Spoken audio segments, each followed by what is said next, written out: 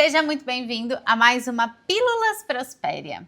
Eu tô muito animada pro formato que eu quero trazer aqui para vocês hoje nesse podcast. Eu fui recentemente dar uma aula sobre gestão financeira para mulheres empreendedoras na Pulse Mentoria. É a mentoria da Fabi Kazak e foi uma delícia. Nós ficamos, acho que 2 horas, assim, conversando, uma mentoria super gostosa. Eu adorei as mulheres curiosas. A Fabi é demais, ela é uma inspiração para mim como mãe, mulher, esposa, empreendedora, tudo assim. Foi uma honra, de fato. E eu preparei uma aula que eu quero trazer aqui alguns insights. Então eu tô de fato aqui com o meu notebook, porque eu quero passar pela apresentação com vocês, para eu ir trazendo aqui uns insights. Eu trabalho com algumas empresas no programa Prospéria.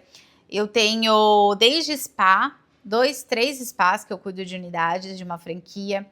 Eu cuido de 2 joalherias, eu cuido de médicos que sempre tem um pouco de PJ e PF que mistura. E eu trabalho muito, principalmente, treinando empreendedores nessa educação financeira, os principais números a monitorar. E eu vejo que, principalmente quando a gente começa um negócio, às vezes a gente não tem uma estrutura muito grande. As empresas que eu trabalho não têm estrutura administrativa grande, ao contrário. Mas elas geram muito faturamento. E aí, o empreendedor, principalmente, ele precisa se educar. E aí é onde eu trabalho. Então, eu gosto muito dessa questão de trazer um treinamento para empreendedores, mas com uma linguagem mais fácil, uma linguagem mais simples. Quando eu venho apresentando um DRE pela primeira vez numa reunião financeira, tipo, o cliente vai fugir, o cliente não entende nada. E acho que eu aprendi muito isso com a minha mãe, porque ela é musicista, ela tem uma escola de música de muito resultado. Ela tem mais de 300 alunos lá, sempre teve, minha mãe sempre foi referência na música. A gente é de São Caetano do Sul, então para quem é do mundo da música, grandes chances de você conhecer a escola da minha mãe, o nome dela, Tânia Bertassoli, porque ela tem muito resultado na escola dela. Mas ela é musicista. Se hoje você perguntar a profissão dela, ela fala, eu sou professora de música, com muito orgulho. Ela não se coloca como empresária, ela não se vê como empresária. Então, eu sempre tive que trazer essa visão como empresa para minha mãe com uma linguagem fácil. E para minha mãe Jô, tipo, eu tô indo bem ou mal? Tipo, entrou, saiu quanto? Tipo, número simples. Tipo, margem no máximo é o que minha mãe entende, sabe? Então, eu trabalho muito nisso, eu quero trazer uma linguagem fácil, eu quero, de fato, trazer essa acessibilidade desse assunto financeiro para os empreendedores. E eu gosto de começar sempre as minhas palestras com essa pergunta. Se você é empreendedor, quantas vezes você deixou de investir porque você não sabia se você teria condições de honrar com esse compromisso?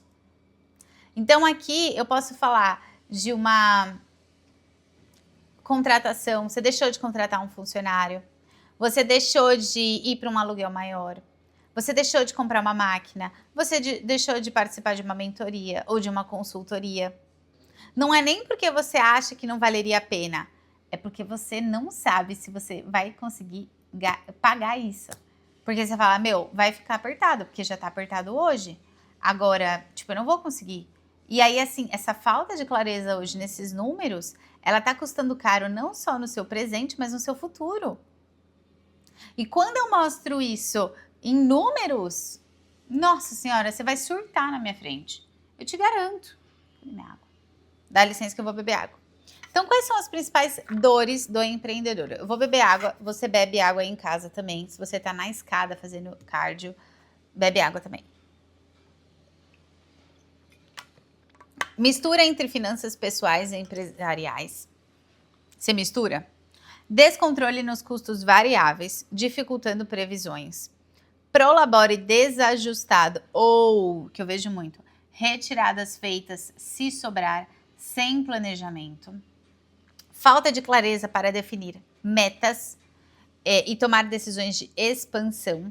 E insegurança para investir e crescer devido à falta de planejamento financeiro.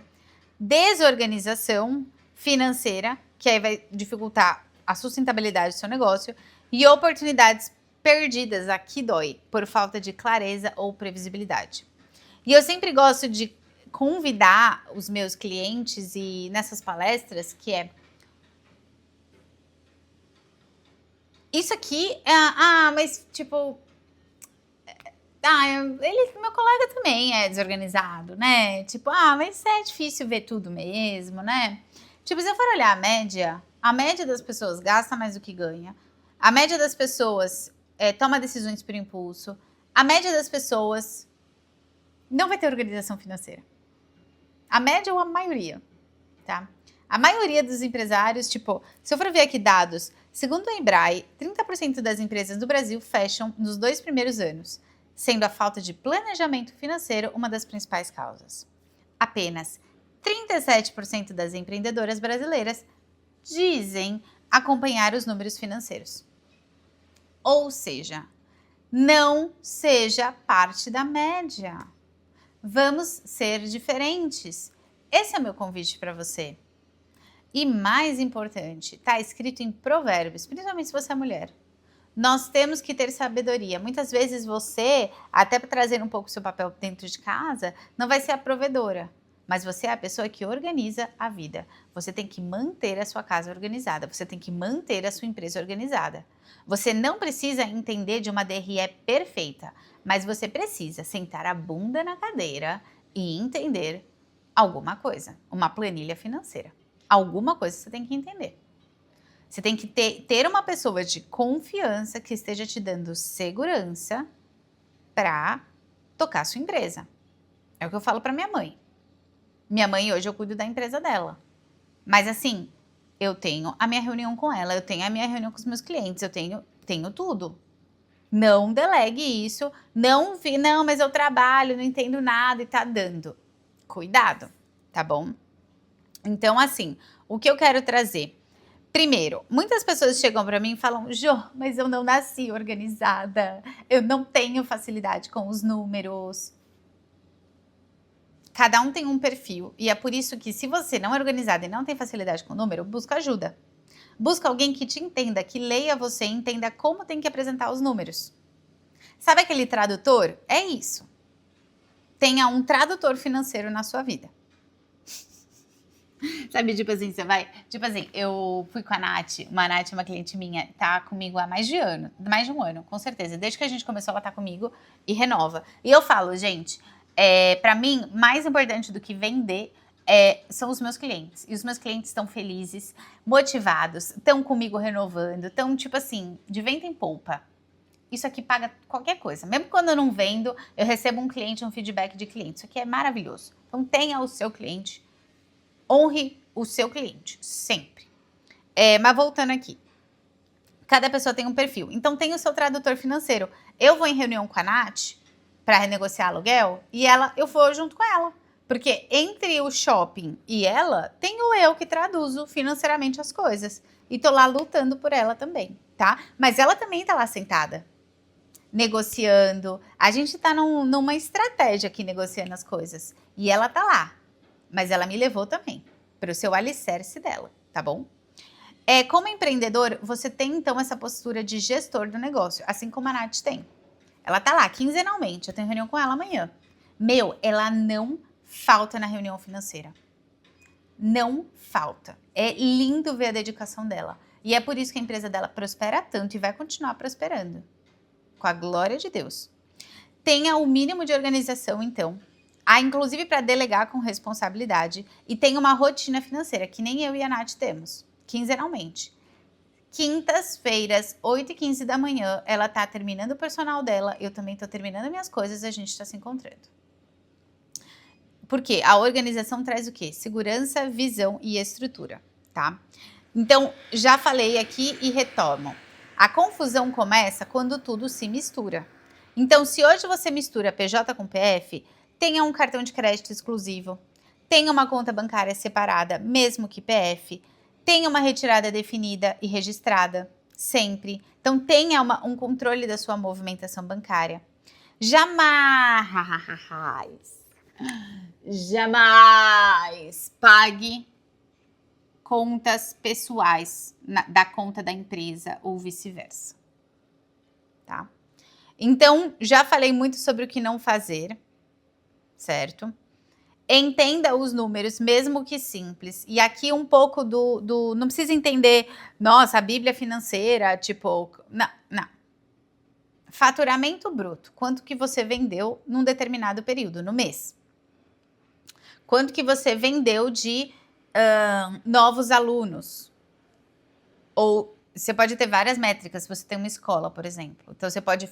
Eu tenho o meu faturamento de novos alunos, ou seja, uma receita nova, quanto que eu vendi, quanto que eu fui atrás. Aí você consegue vender, metrificar o seu comercial. Você pode ter uma métrica de faturamento, ou seja, né, quanto que eu estou gerando, porque o faturamento, então, é o bruto. É quanto que gerou de receita. Eu tenho os meus custos fixos e variáveis. Que aí é todo esse mapeamento que a gente tem que fazer, tá? Desde impostos, que entra até, eu gosto até de diferenciar imposto de custo de operacional, o seu fixo, sua estrutura, seus funcionários fixos e os seus variáveis também, se você paga comissão já é variável, esse tipo de coisa. Então a gente tem que entender a natureza do seu negócio, porque a gente pode fazer tudo isso por produto ou por visão, tipo operação mesmo. A margem de lucro é muito importante, então pode ser margem de lucro de um produto ou margem de lucro da operação como um todo no final. A margem é o quê? Jô, eu faturei 100 mil, eu gastei 50 mil, total. Então a minha margem é de 50%. Por quê? O que sobrou na sua mão, 50 mil. 50 dividido por 100, 0,5. Vezes 100, que é para trazer a porcentagem, 50%. Margens saudáveis acima de 30%. Eu gosto, tá? Mas tudo depende do momento da empresa, do timing. Você está começando agora? Talvez você tenha uma margem maior ou menor, depende. Serviços tendem a ter uma margem maior, mas depende também, tá? Fluxo de caixa, que é bom. Hoje eu tenho um caixa na minha empresa, eu tenho um dinheiro no saldo. Isso aqui vai pagar minhas contas. Então, quanto que eu tenho que gerar? Porque às vezes você fatura, eu gerei o meu 100 mil, mas eu vou receber em 12 vezes. Eu preciso antecipar ou eu tenho um caixa que vai cobrir se eu receber ele parcelado? Para eu não antecipar e não ser não perder na taxa, né? Porque geralmente antecipações aí você paga uma taxa bancária, né, para a plataforma para antecipar esse dinheiro para você, normal. Eu, por exemplo, não antecipo nada meu. Não antecipo. Eu pago o menos possível para eu deixar o negócio vindo quando vier. Por quê? Porque eu garanto que eu tenho um caixa que cobre aqui com as minhas próximas obrigações, tá? Lucro líquido, o que realmente sobra. E essa margem líquida. Então, eu gosto muito, principalmente se a gente está começando, é importante a gente entender hoje, com tudo que eu tenho de receita recorrente, que eu já sei, de previsibilidade, eu consigo cobrir com os custos que eu tenho? Sim ou não? Falta quanto? Então, esse controle de fluxo de caixa, ele é muito importante, que é o tal de uma reserva financeira, né? Então, eu gosto sempre, eu aqui para a empresa, a gente tá chegando na reserva de 12 meses. Nós estamos chegando na reserva de 12 meses já. Então, eu estou entrando em 2026 com o custo projetado, orçado de 2026 já todo pago. Então, isso já dá uma calma muito maior, porque existem oscilações. Existem meses de venda e meses de menos venda. Tipo, aqui é uma realidade. E tá tudo bem. E é por isso que eu não vou ficar ofertando a minha vida para o meu cliente. Ou louca, ou fazendo o cliente se endividar para me pagar. Não, tá? Então, acho que no final de tudo, depois desse episódio, a gente já tá chegando aqui num tempo que eu gosto ideal de podcast, que é, hoje você se sente no controle dos números? Isso que eu falei, você tem noção na vírgula? Tipo, você pode não entender tudo financeiro, mas você tem que ter esses números, tipo, quanto que eu faturei exatamente? Esses números macros. E eu gosto de trazer isso. Ontem eu tava com a Mayara e eu cuido da empresa dela. Eu falei, Ma, é o seguinte, hoje a sua empresa te custa 150 mil. Sendo que 100 mil é custo fixo, que é a média que a gente tem. De 15 a 20 mil é de imposto, depende um pouco. Tem o seu Prolabore e tem tanto. Pronto, entendeu? Tá. Eu gosto desses números macros para ela entender quanto que ela tem que faturar, quanto que ela tem que cobrar. Fica muito mais fácil. Então, se você não tem esses números macros, esses focos, essas metas claras, tenha isso, trabalhe para ter isso, porque isso vai te dar um direcionamento, um resultado. Voltando aí no podcast anterior que eu falei sobre os nossos pilares, isso está muito direcionado. Você vê que tudo se relaciona? Então, assim, e também assim, hoje você sabe tomar, você sabe quais decisões você pode tomar hoje com segurança? Então, voltando àquela frase inicial do início do podcast. Quantas vezes você deixou de investir porque você não tinha clareza dos números? Porque você não sabia se você conseguia honrar? Será que agora, depois que eu te esclareci, você sabe o que você precisa ter, buscar de informação para então você tomar a decisão com segurança? Hoje, quando eu vou fazer um investimento numa mentoria, obviamente tem que ter ou em qualquer coisa da vida, né? Mas você tem que ter, obviamente, bom, se vale a pena ou não. Mas eu sei que se eu adicionar uma parcela de 12 mil reais no meu fluxo, aquele 1 ano que eu falei, quanto que isso vai tirar de mim? É 9 meses? É 6 meses? É 3 meses? E aí eu vou no risco. Agora, não fica tipo assim, eu acho que eu consigo. Isso é amador. Não seja amador. Honre cada centavo que Deus está te dando no seu negócio. Tenha clareza dos números. Tenha segurança financeira. Faça a sua parte. Combinado? Eu espero que, se você gostou desse podcast aqui mais empreendedor, comenta, compartilha. Eu quero saber quais são as suas dúvidas para a gente prosperar cada vez mais. Combinado? Um beijo e eu te espero no nosso próximo Pílulas Prospera.